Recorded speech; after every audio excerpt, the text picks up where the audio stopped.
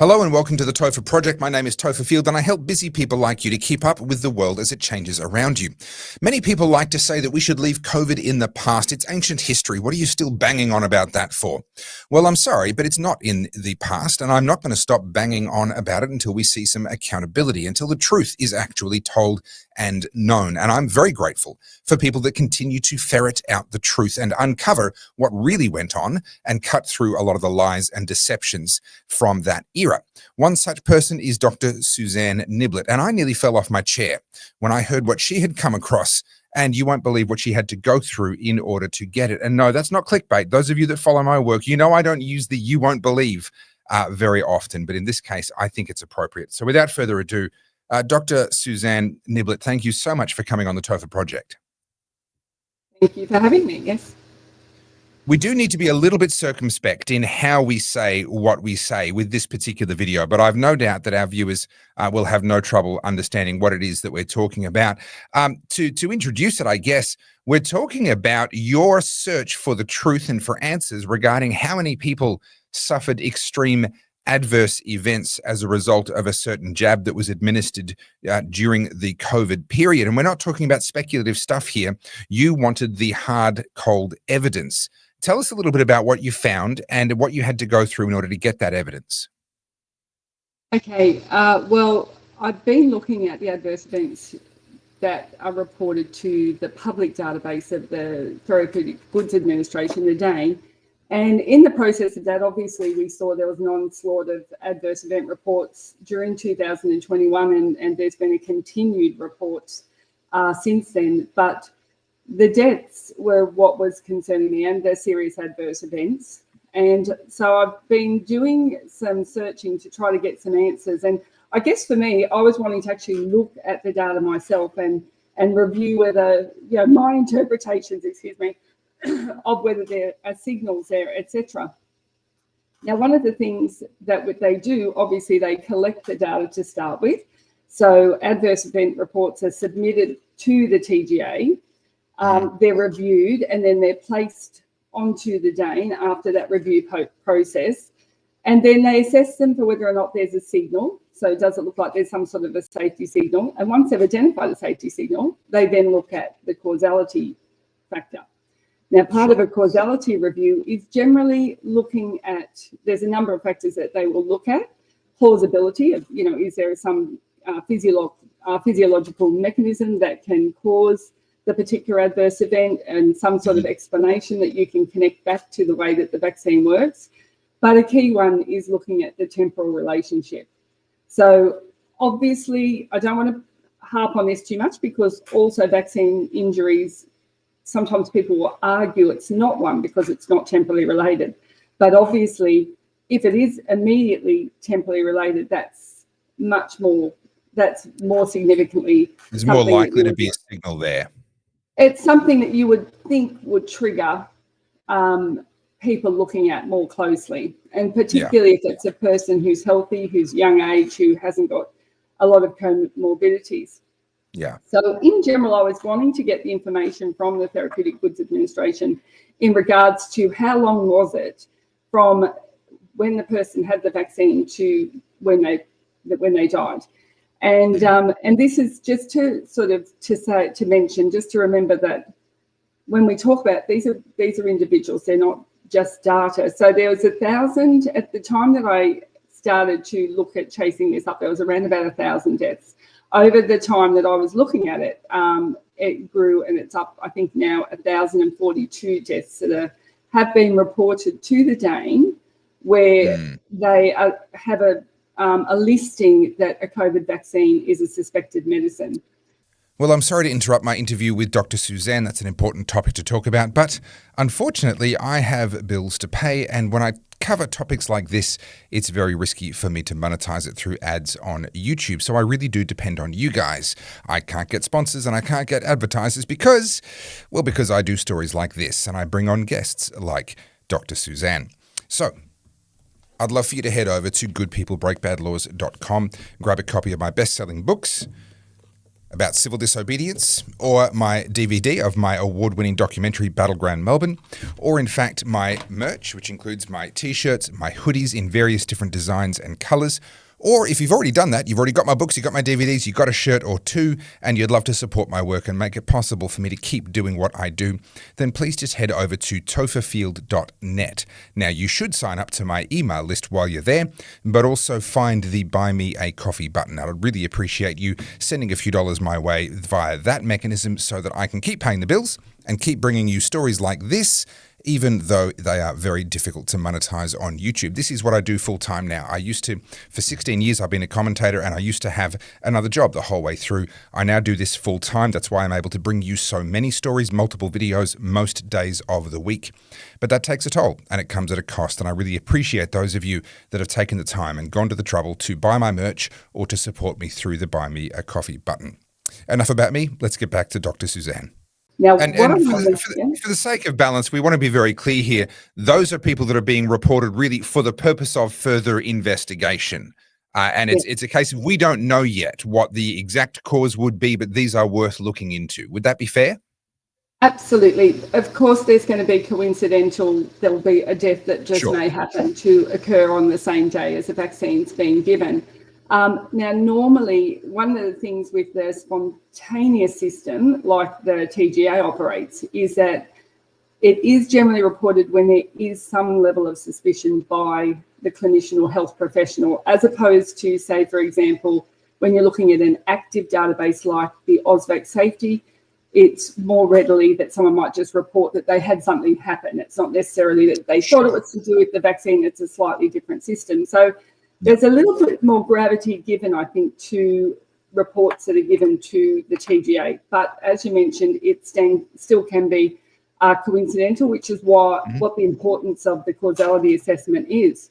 Sure. Now, it's important for them to be able to look at temporality. In fact, from what I've gauged so far, from where I've reviewed where other people have actually accessed through freedom of information causality assessments, often, if they don't have that information, they are unable to determine whether or not the death was linked or the injury was linked.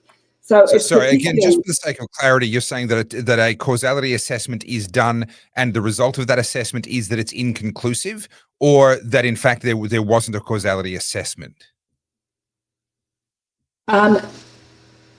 When one is, sometimes I don't know if they've done causality assessments on all of the deaths, so that's something that hasn't been determined. What we do know is that they haven't, we know that they haven't done them on some of them. So what it appears is that for, so just to jump back to, so with I was looking at was, let's have a look at the time to death data for the deaths, like time to death data. So just looking at the time between vaccination and the onset of death for the 1,037 I had at the time that I was looking at. Now, from that, we found that there were 35 that died on the day. And then Rebecca Barnett did a freedom of information to try to get access to the causality assessments for those 35, but they only had 24 that they could provide to her, which indicated that 11 hadn't even had a causality assessment. Now, a causality assessment is really like an initial step, and then they're meant to send it off to the Vaccine Safety Investigation Group. But as it appears, none of those 35 had been sent to the Vaccine Investigation Group. So that was a real concern to us that, In practical terms, is that essentially, as far as the system is concerned, that essentially means it stops at that point, or de facto the system has concluded that it couldn't have been the vaccine. That's the end result of it not being passed on.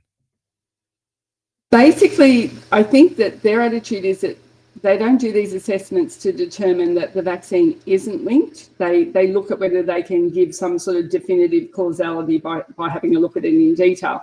And so I think so this is one of the things that I've been concerned about.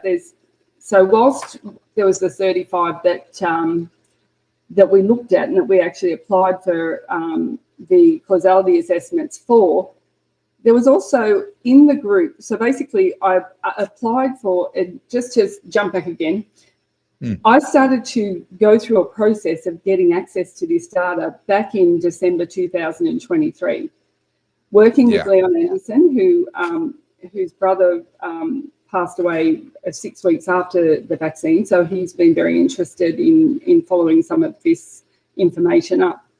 Of course. We had to go through a very detailed process. Now, previously, they've given information similar to this out quite easily for other vaccines. But for us trying to get it for this vaccine, we had to jump a lot of hoops. Instead of being able to get it where we could link it to age and to the different adverse events, which obviously would be very useful in terms of looking at signals and also looking at the signals within each age group, we were only able to get a single column of data which just listed 137 pieces of data and just that time to death data. So I wasn't able to get it linked. And now what I had to go through back and forward before I had to compromise and just say, just give me that, please. So that was basically what I got. 1,037 pieces of data, 266 of those were blank.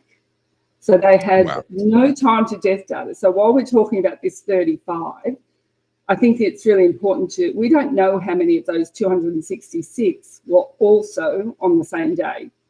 Yeah. Now, it's highly likely it wasn't all of them, but it's quite possible it was. It is possible as well. So we don't really, now the size of so that really concerns me. Now, why was there not a much greater effort to follow up with these people? I mean, these are the deaths. I can understand that the TGA can make complaint or, make an argument that they have had so many adverse event reports that it's been difficult to follow up on them all. Well, that would tell a story in itself. That's it. One would think that would be a signal. So 140,000 adverse events, yeah, fair enough, maybe. But when you've got 1,000 deaths, surely you would put the concerted effort in to follow up with these. Now, just one thing I would like to mention with this is that we had done another Freedom Information, which was, I think it's number 4910, which shows the percentage that are reported by medical and health professionals. Now, 75% of the deaths have been reported by medical and health professionals, and around about another 12% have been from other sort of professional sources. So, and when you go to VAERS and have a look at some of these deaths, so I can actually go on there and have a look at some of ours, and they all report other, a contactable health professional. So why have we not chased up on these 266 to get this information? That is very concerning. And then coming across to the 35 that we do have at least that information, to then find out that they are lacking a causality assessment for 11 of them, and that they haven't sent it to the Vaccine Safety Investigation Group for any of the 35 is concerning and raises questions, because we haven't done yet a deep dive into find out what's happened with the remaining ones that were sort of temporally related. So we have basically 73% have died within 3 weeks, according to my data evaluation. And what we've had to go through to get, and that's 73% of the 1,000 or slightly over 1,000 that you were working with as that full data set, and 35 of which were on the same day that you know of. Yeah, well, not quite, as in, so I have to take the 266 out. So this is one of the games that the TGA played, where they left all the unknowns in and kept that denominator a bit bigger, which brings the percentage down. So if you remove the unknowns and then look at what we would call the valid data, which was 771 cases that we actually had information for, within that group, 72%, so 560 or 72.6% had died within 3 weeks of the vaccine. Now, there was a causality assessment paper. It's in my report that I wrote about this, but I don't know it off the top of my head, that actually goes into talking through how to do causality assessments with deaths from the COVID vaccine, specifically for that, which I'm not sure why the TGA didn't adopt. The temporal relationship within 21 days is very important part of giving it a tick towards that there's Sure. a causality there. So the 21 days is also concerning because if, just to go a little bit off track here, if we go and have a look at a lot of the data about COVID infections and then looking at the difference in the rate of infection in the vaccinated versus the unvaccinated or no dose group or no effective dose group, depending on how they were going to express it, often that period that they would use was 21 days. So from when they had a vaccine to when they called them effectively vaccinated, that was a period of 21 days. And that 21-day window was often either left out altogether or lumped in with the unvaccinated people. So any deaths that are occurring in that period are going into that unvaccinated, or any ICU or hospital admissions are all going into there. So that's another concern there, just going off. And just to close that data loop, because obviously a lot of people listening, they don't live in data the way that you do, and I'm on the periphery of that as well. So just to close that data loop, that would mean that if indeed 70+% of the deceased were within 3 weeks of taking the vaccine, and again, this is of the valid data group, that the valid point you made about deducting those ones that we didn't have data for. But also it's important to reiterate, these are not proven to have been caused by the vaccine. They are simply temporarily associated with the vaccine. But 70% of those potential deaths that need to be assessed would, in the data published in Australia, have been classified as unvaccinated, despite having been within that 3-week window of receiving a dose of the jab. And I think it's very important to really make sure that people capture that detail, because this is the classic how to lie with statistics type of situation playing out in real life, and in fact on our taxpayers' dime, and when they're playing with our lives. If people wanted to investigate a little bit more your report, obviously we need to be careful what we say and how we say it, but also this is an incredibly serious topic, and I'm not going to skirt around it, and I don't want to bury it the way that the mainstream media would like to. If people wanted to follow up and maybe have a look at your report, find out a bit more about your work, you mentioned Rebecca Barnett, fabulous journalist in West Australia, one of Australia's best in my opinion, and she's relentless and is doing wonderful, wonderful work on this topic. Could you just tell people, where can they find you, where can they find more information, and maybe that report that you've mentioned? In terms of more information, would be to go on to Rebecca Barnett's Substack, I would suggest. Alternatively, she did publish the report. Is it the Canberra Daily or the Canberra Times? One of those, sorry. I'd have to look up to, I think it's the Canberra Daily. But we'll dig up the link to that, and we'll make sure I'll put that into the show notes. If you could send that through to me ASAP.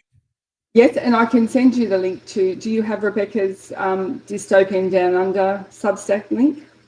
Look, I do. That's easy to get. Absolutely. So that would be, and also, look, I'm quite happy if people wanted to contact me to maybe, if they went via you for an email or something like that, that would be quite fine as well to have a discussion. If they look up, I've done a couple of presentations online, and also I have got a chapter that was in the excess death submission that was with the Australian Medical Professionals Society, which presents some of my data of the, where I've been looking at the adverse events and breaking them down a bit, and doing some relative risk analysis and that type of stuff. So there's that. There's also I did have some input into the terms of reference for the Royal Commission as well. So there's some of the data is presented there as well. Yeah. So to be clear, because YouTube are probably going to try and ping me for daring to interview you and actually talk about this topic, we're not making claims that aren't supported by the data. We are simply discussing the data. And I think one thing that can be said with confidence based on my conversation with you and my reading of Rebecca Barnett, I do follow her work. I think she's fabulous. And I also read the Too Many Dead report from the Australian Medical Professionals Society when that was published, and so much more. One thing that I think we can say with confidence that the data very clearly bears out is that there is a striking incuriosity on the part of the authorities and the powers that be, the people that we trust, with our health and with our safety, the people whose word we rely on when they tell us, hey, this has been tested, we're looking into this, this is all good. We rely on them to have actually done their job properly. And I think we can say with confidence, even here on YouTube, that there is a striking lack of curiosity. The fact that causality reports have not been done in some cases, the fact that the reports that have been done have not been passed on to the next link in that chain, the fact that there are hundreds of people for whom basic data is simply missing, and to our knowledge, no follow-up is being done. The fact that it took you 18 months, yourself, and I know Rebecca as well, with freedom of information requests going backwards and forwards. There is a striking lack of curiosity on the part of the authorities. Do you think this goes much further? There are reports, there are claims and suggestions that perhaps as little as 10% or even less of all adverse reactions actually make it onto the reports. Do you give much credence to that? I mean, 170,000 adverse events that were reported based on what you mentioned a moment ago is already an extraordinary number. How much deeper do you think this perhaps goes? Yeah. Well, it's 140 so it's about 141. That's okay. That's correct. There is a significant underreporting factor, and this gets argued. And in fact, the TGA, in a paper that they co-authored, where they were actually, it's called, this one I've actually got it here, The Surveillance of Adverse Event Following Immunisation in Australia, COVID-19 Vaccines, 2021, they looked at the rate of report there for the COVID vaccines, and they compared it to all non-COVID vaccines. And they showed that the rate per population was around about 38 times higher. That's per population, so per 100,000 people. And then when they cut it down to dose, it was still almost getting up towards 10-fold, so maybe 8-fold difference. And they simply said that they felt that was to do with, people were more readily reporting. But when you look at that number of 140,000, and then you look at what was reported on the AusVac Safety. So the AusVac Safety is the active system, and the AusVac Safety has surveyed up towards that 7 million people. And from that, they've received an estimate of about 43% of those 7 million. So that would work out at around, let's say 3 million. So that suggests there's definitely an underreporting factor. Now, we're not expecting that the serious adverse events are going to be reported as readily. We're not expecting that an underreporting rate will apply equally for serious versus the non-serious, because you're much less likely to report to the TGA and do a 20-minute report if you've had a headache. Or a sore arm or something like that. So we do understand that, but there has been, when they have done reviews of underreporting, and there has been some work done in this area, it's not a huge difference. It might be the difference of, say, if they say 95% report for the overall adverse events, but serious cases are still around 85%. So it still is a concern. And so if you multiply this up, it's a very concerning number. Especially if you apply that multiplication factor to the deaths that have occurred. Well, Dr. Niblett, thank you very much for joining me here on the Topher Project, but also thank you for continuing to persevere. There are so many people that have been left in the lurch, really feeling unrepresented, unheard by their government, by oftentimes their doctors, and potentially even their families and friends. And to know that there are people out there who first and foremost actually believe them and are taking them seriously and are trying to get to the bottom of the truth of what happened, I know means a lot to a lot of these people. So thank you so much for your work. Thank you for joining me here on the Topher Project, and I look forward to having you on in future as your work continues to unfold. Thank you very much for having me.